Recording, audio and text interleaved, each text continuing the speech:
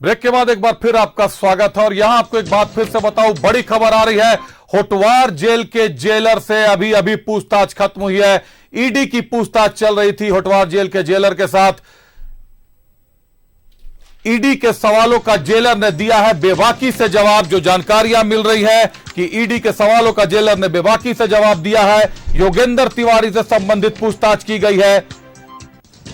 शराब घोटाले के आरोपी योगेंद्र तिवारी, उसके कमरे के फुटेज मांगे गए थे, जेलर से बातचीत की गई थी, जेलर से पूछताछ की जा रही थी।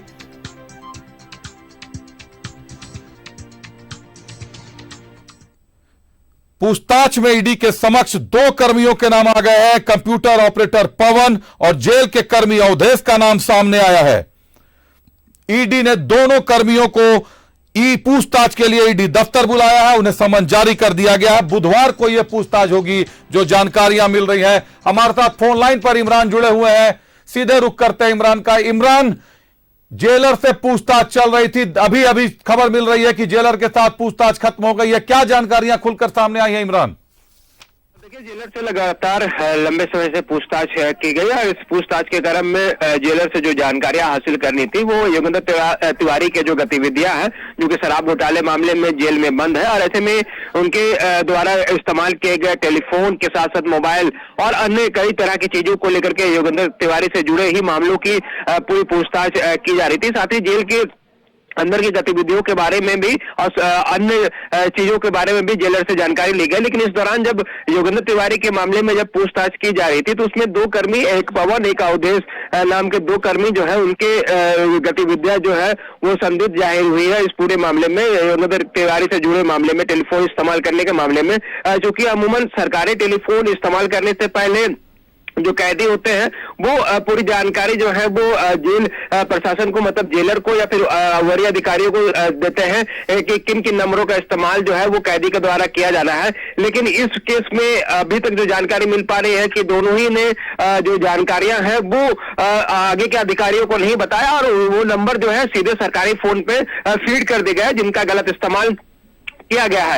इस पूरे मामले में दोनों ही जो कर्मी हैं उनको ईडी के द्वारा सम्मन भेज करके बुधवार को यानी कि कल पूछताछ के लिए ईडी दफ्तर बुलाया जा रहा है। उनसे पूछताछ की जाएगी क्या किन किन परिस्थितियों में, किस वजह से और कैसे नंबरों को फीड कर। इमरान, जेलर प्रमोद कुमार से पूछताछ की गई है, पूछताछ अभी खत्म हुई है, लेकिन अगर जेल के सरकारी नंबर को कोई क्यों इस्तेमाल करता है धमकी देने के लिए, जबकि जेल के भीतर से मोबाइल के इस्तेमाल की कई खबरें बाहर आ चुकी है, लगातार मोबाइल इस्तेमाल किए जा रहे हैं। ऐसे में सरकारी नंबर का इस्तेमाल कर योगेंद्र तिवारी अपने नाम से किसी को धमकी देता है। आखिर यह मामला किस ओर जा रहा है इमरान?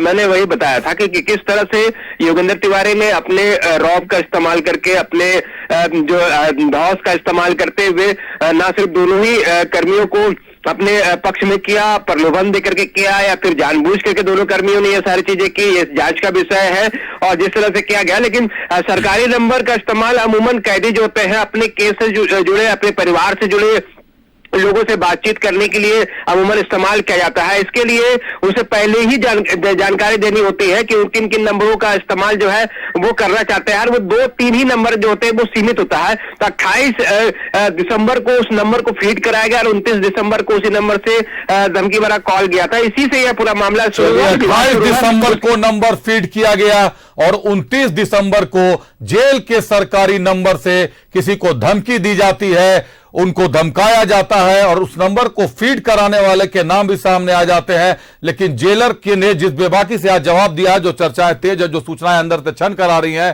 कि जेलर ने पूरी बेबाकी से जवाब दिया है और फीड करने वाले में दो नाम सामने आ गए हैं।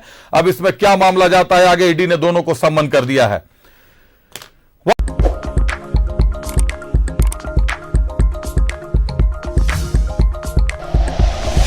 Like and share videos, subscribe करें हमारा चैनल और प्रेस करें बेल आइकॉन। न्यूज़ 11 भारत, सच है तो दिखेगा।